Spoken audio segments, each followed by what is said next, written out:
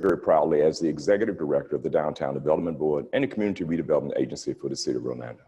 And on behalf of all of us at DBCRA in the city, we thank you for joining us this morning for a very, very special program. I think you'll find this program not only educational, but hopefully inspiring as well. And we're going to get right to it. But before we do, a couple of very important points.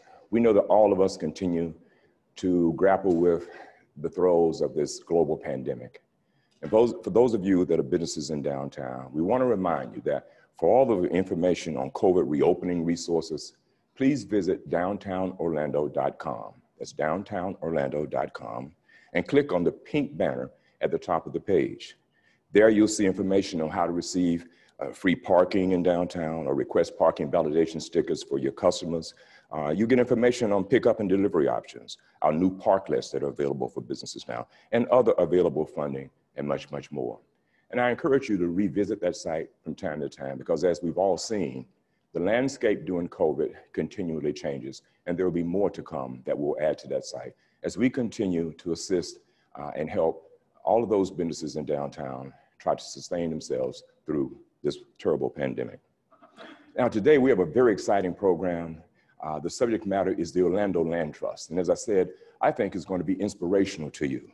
Spearheaded by the dynamic duo of Lynn Long and Eugenia Selfsick, and I do mean dynamic, two very dedicated, determined, and tenacious community leaders who saw a need in downtown and decided to do something about it for two reasons only. One, because it was the right thing to do, and two, because they so passionately love their community. You're going to meet Eugenia and Lynn in just a moment, hear all about them, and hear from them all about the Orlando Land Trust. But before you do, let me also invite a very special host for today's program. He is no stranger to us at What's Up Downtown. Mark Lyon has facilitated for several years now our very popular historic downtown walking tour, and we welcome him today to host this very special program. Mark, and I was telling him this is a first for me, is a native of South Dakota. He's a long ways from home. He's a graduate of Southern Methodist University, and he is known throughout this community for his love for the preservation of the history and the cultural heritage of Central Florida. So at this point, with no further ado, please welcome our very special guest host for What's Up Downtown, the Orlando Land Trust, and he is a trustee of that trust, our good friend, Mark Lyon. Well, thank you, Thomas. Here you go. We appreciate that very much to be invited to be here today to have a discussion. And we would like this to be a discussion about green space in downtown Orlando.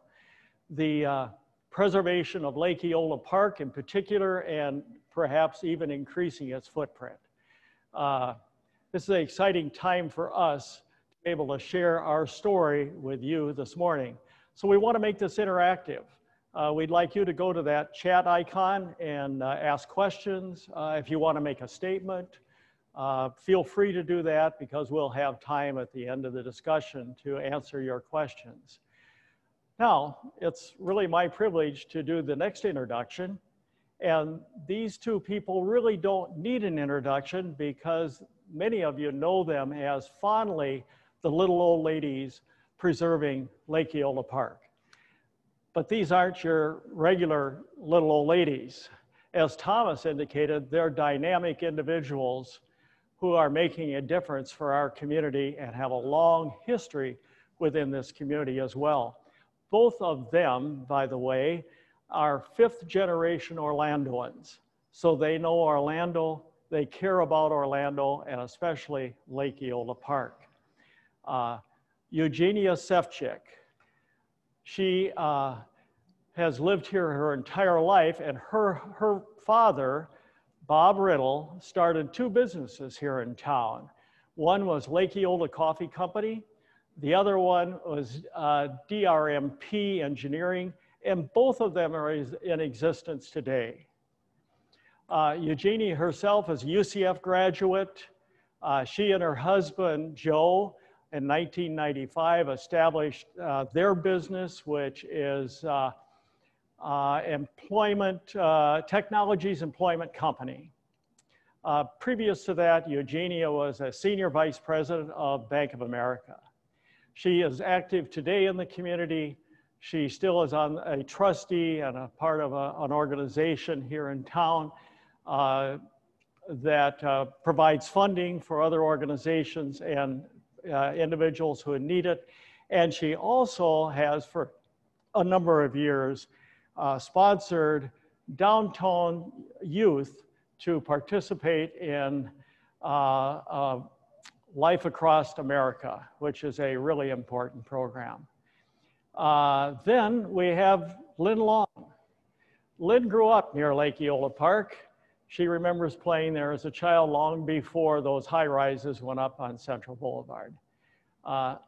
Lynn received her PhD degree at the University of Florida in family and marriage counseling and therapy. She then entered into a private practice, and at the same time, she was the director of that department for counseling and therapy at Stetson University. She serves on their board and has published or written 3 textbooks. In addition, she has deep roots in Orlando as well. Her family, in 1925, established Thomas Lumber. It's still in existence today, and in fact, they will proudly be celebrating their centennial in 2025, just 3 years away. So with that, it's my privilege to introduce to you, as you fondly know them, the 2 little old ladies. Thank you, Mark. Thank you, Thomas. First slide. The first mission of Orlando Land Trust is to preserve urban green space, which follows the legacy and the vision of Jacob Summerlin. In 1883, he gifted the tract around Lake Eola, which was then named Sandy Beach, and renamed it Lake Eola. This generous donation has served as a model for other community groups to emulate. In the 1900s, the Cathedral Church of St. Luke donated additional parkland around what is now known as the Sperry Fountain, with the caveat that it always be used for public enjoyment. In more recent times, many Orlando residents opposed a high-rise development that was being proposed on the southeast corner of Lake Eola Park. After much opposition to the project, Commissioner Sheehan and other folks from the city of Orlando enlisted the help of the Trust for Public Land, and they helped them purchase the property and enhance and expand the footprint of Lake Eola Park. So many civic-minded groups have paved the way to continue the legacy and the vision of Jacob Summerlin. We honor his donation, and to this day, we believe that we should continue to preserve and protect his initial gift to us. One of the reasons that Lake Eola Park is so important to me was that I grew up going to Lake Eola. I took my children there, we fed the ducks, we played on the playground. We always watched the fireworks on the 4th of July. My daughter takes her daughter there. I don't know if you realize this, but there are over 2 million visitors to Lake Eola Park each year. The city hosts 250 events, such as Fiesta in the Park, the Farmers Market, corporate runs, and of course, the Breast Cancer Walk. There are 8 pieces of art sculpture around the lake. My favorite is Birds in Flight, which you can see right here. We actually use this piece as part of our promotional material for the Orlando Land Trust. Fantasy Swan is the next piece, and this commemorates the city's desire for Lake Eola Park to become a Swans of the World habitat. I don't know if you know this, but there are 7 species of swans worldwide, and Lake Eola Park has 5 of those. There are so many things to do at Lake Eola. You've got the swan boats, picnics, exercise, you can walk your pet, of course the children's playground, their yoga and fitness classes. It also has a federally protected bird sanctuary.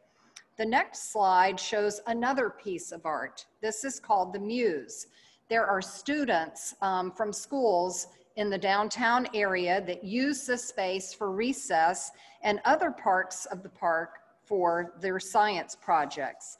As you can see from the previous pictures, the band shell changed from the earlier days, but it hosts concerts, plays. They also have the lighting of the Christmas tree each December.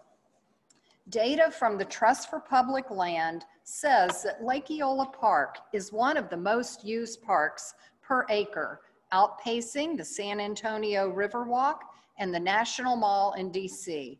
And of course, TripAdvisor gives Lake Eola Park a 4.7 rating. Lynn, how did you get involved in this project? Well, as I said earlier, back so many years ago, a developer was proposing a building on the southeast corner of the park. Downtown residents really mobilized and opposed the project. I think I really realized at that time that if we didn't do something now, parts of our park were going to be lost forever. That corner now hosts the farmers market and the beautiful Lake Eola House, which serves as a gathering place for civic events and as an information center. As Mark said, I grew up in Orlando. I actually grew up in downtown Orlando. I remember going to the fish-a-thon at Lake Eola when I was a little child. We were a really small town. I mean, who knew that we would need to protect our green space? It was small. Lake Eola was our downtown hub. It has always been the heart and soul of Orlando. And I mean, cows grazed a few blocks from Lake Eola. So no one really thought we would need to protect our green space. When all of this started happening, I mean, I just really got alarmed. Eugenia, how did you get involved? Mark, I got involved back in 2015 when there was a proposed development called City Center. It was a 28-story mixed-use building on the southwest corner of Lake Eola Park. And I really want everyone to understand the Orlando Land Trust is not opposed to development. We welcome it. We love the vitality in downtown Orlando with all the residents and businesses. And I don't know if people know this, but there are over 17,000 people who live in the core of downtown Orlando. Most live in condos, and Lake Eola Park really provides them a backyard. Studies show that sufficient green space in cities actually increases the value of the property around it. When this project was proposed, I attended, along with Lynn, the municipal planning meeting, and there was an outcry from the residents to protect the crown jewel of Orlando. The next slide that we have, I want to explain the parcels. You can see on the southwest corner of the lake, you've got the Roslyn Club, the 7-Eleven building, the City Center building, which was the old Masonic Lodge, and then the beautiful Mediterranean house. At this time in 2015, the developer offered Robert Merle, who owns the 7-Eleven building, $5 million for his property. And he needed this piece of property in order to build a building this size. The next slide is the proposed ground floor of the City Center building. Thank you, Vicki. Earlier, Lynn talked about the St. Luke's Cathedral donating property to the city right where the Sperry Fountain is. As you can see in this proposed rendering, the cafe is encroaching upon Lake Eola Park. In order to build a building this size, a developer would need to have ingress and egress on Roslyn for their parking garage, and then retail space ingress and egress on Central, which would include, if they had a cafe, the lobby entrance, plus loading and trash. It would be very difficult to build something the size of this structure without the 7-Eleven property owned by the Merle family. Lynn and I just really felt like we could not sit by and do nothing. So we really wanted to preserve Lake Eola Park, and we began to meet with Thomas Chapman and other city officials. We had an opportunity to review the 2015 Downtown Orlando Outlook and Vision Plan, which suggested a step-down approach in building heights from the city core to Lake Eola Park. They also, the vision plan also envisioned a western gateway on this corner to the park. The city did a 9-month study and looked at height restrictions both on Lake Eola proper and across the street. And what we discovered that they varied from 75 feet to 440 feet. It's important to note that since 2015, the original PD on this property has expired, and now a 35-story building could be built here. So if you can imagine the old SunTrust building, that's the height of a building that could go on to Lake Eola Park. Lynn and I left that last meeting with Thomas, and we contacted Ted Haddock Family Foundation, and we had lunch with him to talk about the possibility of forming a land trust to protect Lake Eola Park. And so at that lunch, and we've sort of become known for our lunches because really good things happen to us when we go to lunch. So we met with Ted Haddock, and by the end of that meeting, we had decided that we needed to form the Orlando Land Trust. We were always sort of being reactive to different developments that were proposed. We wanted to do something proactively so that we could protect our city forever from our green space being destroyed. So we decided we would develop the Orlando Land Trust, and then we knew that if we were to be successful, we needed to figure out a way to purchase the property, which is the 7-Eleven, you can see that on your slide, so that we could then limit in some ways what could be built on that property. So I called Robert Merle. I got his information and just called him, sort of a cold call, and said, Robert, my name is Lynn Long, and I am wondering if your property is for sale, the one on Central and Roslyn.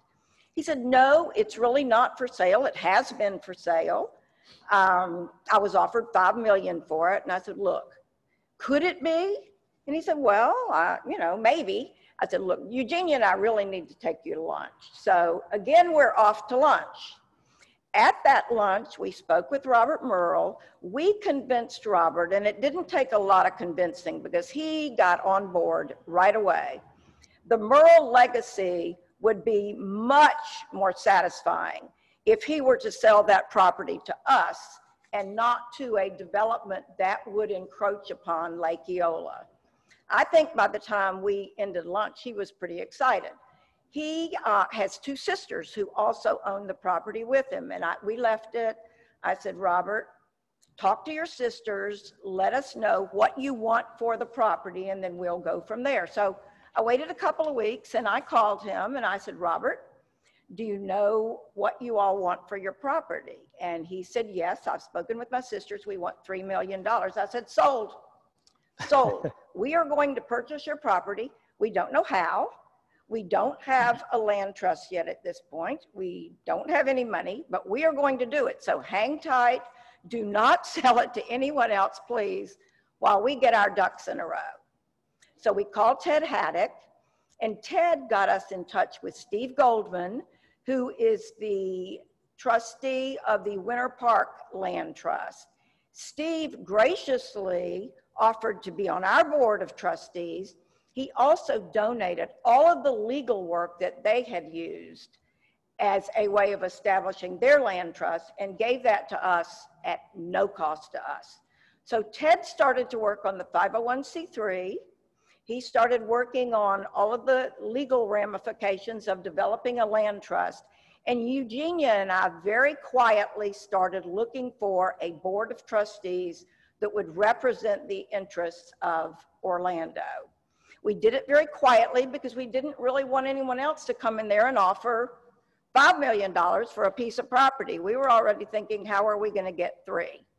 So we got 2 former mayors to agree to be on our board, former Mayor Bill Frederick, former Mayor Glenda Hood.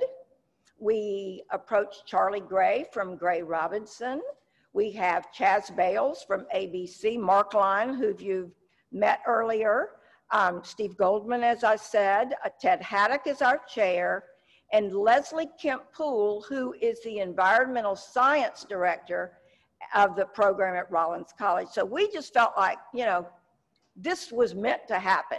We've got a great board of trustees. Everyone said yes.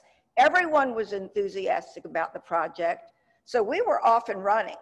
We then knew that we needed to sort of do some infrastructure. We needed a web designer. We needed someone who would help us with all of these things. So we reached out to someone and said, look, we don't have any money, but would you be willing to design a website and get us set up to manage our social media? Yes, the answer was yes. We approached Sarah Brady, who does public relations. Sarah, we don't have any money, but would you be willing to help us? Yes. So, I mean, everyone just really was helpful. So the next thing we needed to do is figure out who was going to purchase this land for us, because we did not have our 501c3, but it was in process. So Ted Haddock and I had a conference call with Doug Hadaway from the Trust for Public Land, because Doug's group was familiar with Orlando because they had been instrumental in helping the city purchase the land on the southeast corner of the lake.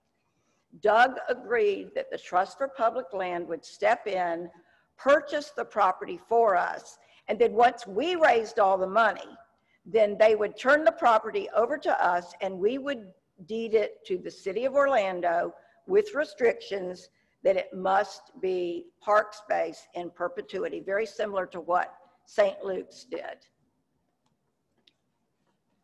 We rolled out the project to the public on October the 23rd, 2019, in front of the 7-Eleven property. This was really a grassroots effort. As Lynn mentioned earlier, we became known as the little old ladies wanting to protect the park. Immediately after that, we began to contact potential donors and plan for our official kickoff on December the 5th. We hosted our kickoff on the banks of Lake Eola Park. Ted Haddock, chairman of our board, welcomed our guest. We had the support of 2 former mayors, Mayor Frederick and Mayor Hood, and current Mayor Dyer. Vicki, if you could go on to the next slide. We were absolutely honored to have 3 mayors support our project. That is how important this project is to Orlando. The next slide shows the Robert Merle family. As Lynn mentioned earlier, they were willing partners. They wanted to see this happen and be part of this legacy. The next slide shows Commissioner Sheehan, who donated $50,000 of her discretionary budget, and Doug Hadaway, who was our representative for the Trust for Public Land. It was an absolutely beautiful night. Lake Eola Park provided a lovely backdrop for the event. There was even a rainbow. Everyone there knew how important this project was to downtown Orlando. Now, how did you decide what you were going to do to raise the funds? Well, I think once we knew we had a willing family, and I don't know if you all noticed in the slide of the Merle family, Eugenia and I were actually in the slide. They now consider us part of their family. We spent a lot of time with them. So we talked to them about their vision. We also talked with a lot of community leaders, people who had done fundraising of sorts, and just anyone who would talk with us about creating a strategy and a plan of action. We also enrolled in various community events. We were present at the OUC Marathon. I mean, here are these people coming, you know, hot and sweaty, and we're giving them pamphlets and brochures about the Orlando Land Trust. We enrolled in the Wetlands Festival and met a whole lot of interesting people in Orlando. Then we also did Pioneer Days, where we were able to speak and have a booth and tell everyone about our project. Unfortunately, we were enrolled in Earth Days and that had to be canceled due to COVID. So in addition to all the community events, we started hosting home receptions. We would have between probably 15 and 50 people attend a home reception where we were able to talk about our project. We met with civic organizations. We met with social clubs, homeowner associations, condo associations. And then we also, simultaneously, we were meeting with the city to discuss fundraising strategies and our goals. A lot of the feedback we got is we'd really love to be able to see this. You know, when you look out there, you see that, excuse the expression, but that sort of ugly 7-Eleven sitting there. And we can't think about what this would look like. So Dick's Height, which is a landscape architect group, provided a rendering, again, in-kind donation to us, of what the area could look like from that corner. So we just had so many people giving us parts of themselves with whatever their skills were. And meeting with the city then, we were sitting there with Thomas Chapman in an office, and Thomas challenged us to raise $1 million by March. And our eyes probably got as big as saucers, but that became our mantra, $1 million by March. And for a lot of reasons, and I'll go into that in a minute, March 31st, it was 2 o'clock in the afternoon, we were $37,000 short of our goal. Well, I'm one of those people, if I say I'm gonna do something, I really need to do it. So I came home, we got on the phone, we started calling people, we got a telephone tree going, and by 8 o'clock that night, I emailed Thomas and I said, we did it. We have made our $1 million by March. Vicki, yeah, the fireworks, that was pretty exciting for us, very exciting for us. Then we also met with Thomas on a separate occasion, and we asked him if the CRA and the city of Orlando would be able to partner with us and actually match our funds that we raised in order to achieve our goals. We suggested a 50-50 partnership. Thomas was excited about that. I mean, talk about downtown Orlando, and as you all know, Thomas gets very excited. So on June 1st, that became a reality. Commissioner Sheehan made the motion at City Council. It was seconded by Commissioner Hill. So we now had a wonderful partner to help us achieve our goal. Because what happened in mid-March, as every one of you knows, COVID happened. We had 5 events that were canceled. We had homeowner groups. Orlando remembered the Orlando natives. They only meet every 2 years. And we had a gala event scheduled by Orlando's own Davis Gaines to help us raise funds for this project. So we started sort of thinking about how we were going to proceed forward. Phase 2 of the project had been intended to be going to all the small businesses around downtown Orlando, down around Lake Eola, and asking for support and donations. Well, that just couldn't happen. Businesses are closed, they're shuttered, or they're in difficult shape. It would not be appropriate for us to ask folks for donations. We started writing grants. And what we ran into with that, well, you know, green space and protecting that is really not in our mission statement. And we kept trying to say, well, of course not. It's really not in a lot of people's mission statement, because who thought in Orlando we would need to protect our downtown space? But another thing we learned is how important during a pandemic like COVID, park space is. Numerous articles have been written about the importance and the increased value of park space in suburban and in urban areas. So we believe it highlighted the fact that we needed the park to be expanded even more. We were excited. We thought that with COVID, we knew there would be an end someday, and there will be, and we will then want to make sure that that park space is in good shape. We also knew that staying home was the right thing to do, but I don't know if y'all remember back in the spring, we probably had the prettiest spring we've ever had in Orlando. probably the very prettiest spring that we had in Orlando, so people could get out. They could walk, they could do the kind of things that they needed to do. The one after that, please. And we could distance. I mean, we could walk in the park. People literally would move around and they would be willing to step aside and social distance for that. So we know that physical and mental health is very important. We know that park space provides that for people. And it's a great equalizer for those who don't have a backyard. They don't have a space where they can have respite, they can cook out or just sit and sort of enjoy the day. So we really need to protect this special place. You know, former Mayor Bill Frederick summarized it really well. I've never been a part of any community effort more important. The acquisition of this property is a once-in-a-lifetime opportunity. Eugenia, for those who are watching in the community, how can they help? Mark, thank you for asking that question because we do need everyone's help. Actually, someone did submit this question and I would love to tell you. We have a goal of raising $3.25 million and we are $366,000 away from meeting our goal. There are 3 or 4 things that we would love for you to do.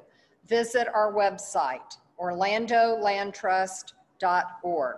Sign up for our newsletter. We won't bombard you. We send something out basically on a quarterly basis. We'd love for you to follow us on Facebook and Instagram. And not only that, but invite your friends to follow us also. Host an informational meeting in person or on Zoom. We'd love to talk to your friends and neighbors. Introduce us to a friend in person. We're up for breakfast, lunch, dinners, whatever meets their need. We also have a digital package that we can send you to email to your friends that talk about the project. Also, we need people to donate online, or maybe your company has a workplace giving type option or some type of giving match. That should be considered also. We have 6 months to raise the $366,000. If each of you can help, we can achieve our goal. And I believe now we have some trivia questions.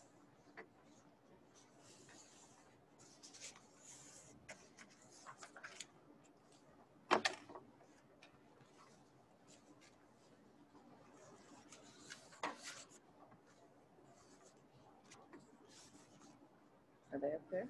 I think so. Okay.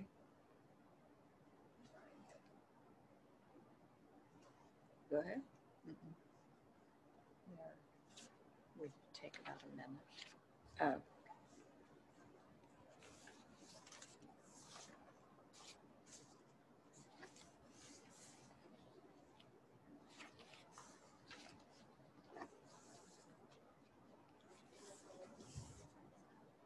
Or more. Answers to the trivia.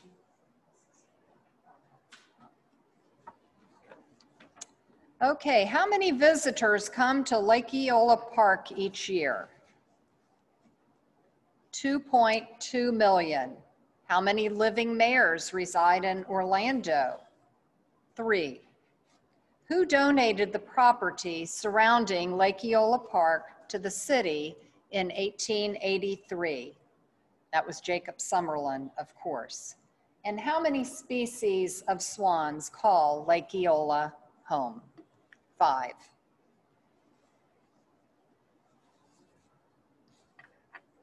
Well, thank you both for a very informative session.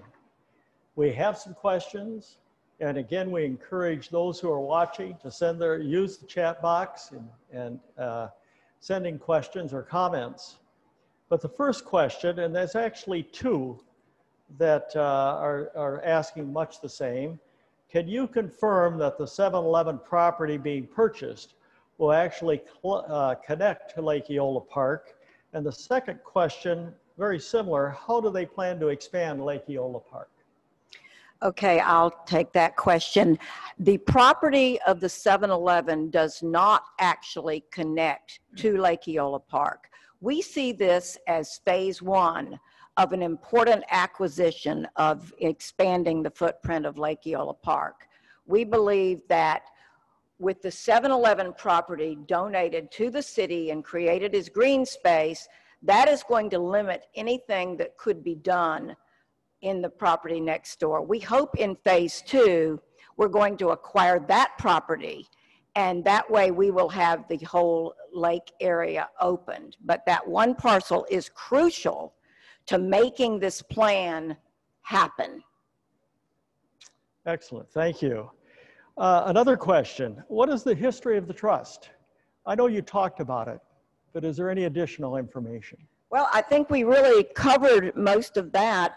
The trust was actually born last May. I mean, it has been quite a short time to do quite a lot of work. I mean, Eugenia and I, once we started this last May, have probably spent maybe 60 hours a week trying to make this happen. I mean, we've been just, you know, on speed dial all the time. So the trust is relatively new.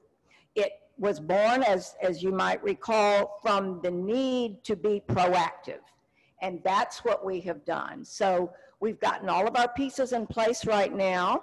I wish we had a lot of time, but unfortunately buying a piece of property, there's a deadline because we actually have to purchase it. The Merles very graciously gave us 6 months with no down payment so that we could raise the funds for the down payment, which we did. So we're just in fast mode to try to achieve this in a very short time, coming from sort of last May 2019. Good. Now we have a couple of environmental questions. What metrics have been established to measure the environmental benefits of the Orlando Land Trust? Are they being shared? Okay, and let me say right off the bat, I am not an environmental engineer, so my answer is what I know. I am sure there is a whole lot more out there that I don't know, but I mean, when you think about green space, it is infrastructure. It's part of the public works. It serves as a stormwater manager and an air purifier. It also lowers the heat islands of the area. So regarding water quality, certainly when we have a demolition of the 7-Eleven property, which is an impermeable surface, and we replace it with a permeable surface, meaning grass and native vegetation, that's certainly going to address the water quality. It will increase the filtration of the groundwater.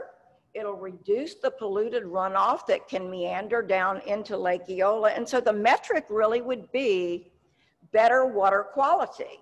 Regarding air quality, we're going to be removing a heat producing structure, which concrete is a heat producing structure. We're going to begin to provide a more cooling element for the trees and the plants. So as the air, pollution, and heat are absorbed by the trees and the plants, that's going to help our birds at the bird sanctuary, all of the wildlife at Lake Eola, and individuals with respiratory functions. You know, air purification helps that too. So really the metric is the birds, the wildlife, the visitors to Lake Eola will thrive. And the other environmental question is talking about green space. Would it benefit Lake Eola Park to have a food forest?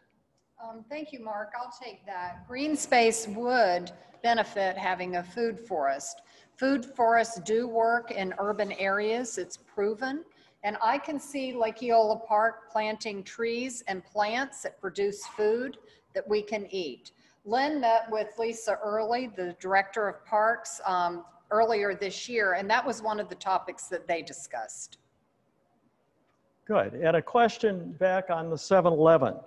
Would the group, the trust that is, be willing to maintain the 7-Eleven building as a retail until the adjacent space or the other parcels have been acquired in order to avoid a dead corner? Well, I think that the answer to that is no. We would not do that. We really are here to promote green space. The 7-Eleven has a lease, and that will be maintained until the termination of the lease. But our goal is to increase the footprint of Lake Eola Park, meaning the green space. And so even though that is not a large parcel, we think much larger and much more systemically. We're looking for the day that that other parcel becomes green space as well, so that we have enhanced the Lake Eola footprint even more. And finally, one last question, but it's one that you'll like. How are you planning to engage young people to get involved?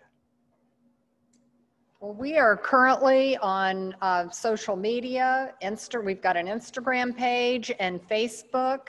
And so we would love anyone's help as it relates to the 17,000 young people that live in downtown Orlando. Lynn and I can be reached through our website, and it's important because if each person of the $2.2 million that visited Lake Eola Park each year would give $1, we would have this project wrapped up in no time at all and begin to work on phase 2. And I would just like to add to that, we have a new initiative that is just being born, and it's going to be called the Grandmother's Legacy of Love. And that's going to be a process whereby we have grandmothers donate to our trust, and there will be a permanent place for all the grandchildren of Orlando, of the Central Florida area, who are able to see their names there in the park in perpetuity. I mean, we encourage young people with small children, go down to Lake Eola Park. When we had our kickoff, a lot of people said, gosh, I haven't been down here in years. This is really beautiful. Well, parents of kids, take your children to the playgrounds. I take my grandchildren there all the time. There are so many things for them to do with the swan boats, like Eugenia was saying. So young people just need to spend some time down there too, and just see all the wonderful things that the park has to offer. Well, I want to thank both of you for sharing this information with everyone in the community. I know it was informative, and we all care a lot about our parks and green space in our community. We thank Thomas and all of those who have made this day possible for us. What's Up is a great program, and thank you for inviting us and allowing us to be here. Everyone, thanks for watching. Have a great day.